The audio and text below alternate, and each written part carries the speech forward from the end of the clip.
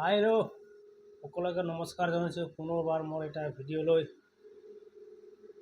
গাইছ, কিছুমান ৰাজবংশী ভাই বন্ধুসকলে আমাক কচাৰাবা বুলি কৈ থাকে ফেচবুকত।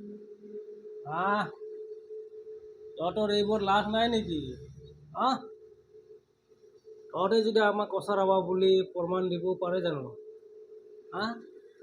তহঁতে এই আলবাল কমেণ্টত দি থাকে লাভ নাই নহয়, আমি কচাৰাবা বুলি। তহঁতে আমাৰ কোচ নামটো লৈ পেলাই আমাকে এতিয়া মানে উল্টা কচাৰাবা বনাই আছে। কেতিয়াও হ'ব নোৱাৰে।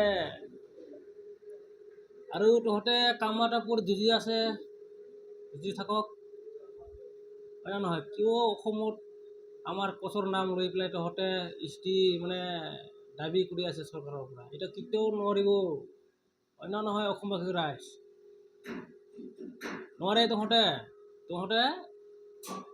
ৰাজবংশী বৰ্মন সূত্ৰ এনেকৈ থাকি যাব তহঁতে আৰু গম পাইছে? এই কোচ নামটো লৈ পেলাই এই আন্দোলন কৰি নাকি বাল কৰি থাক, নোৱাৰিবই। আমি কোচ হয়, অৰিজিনেল কোচ হয় আমি।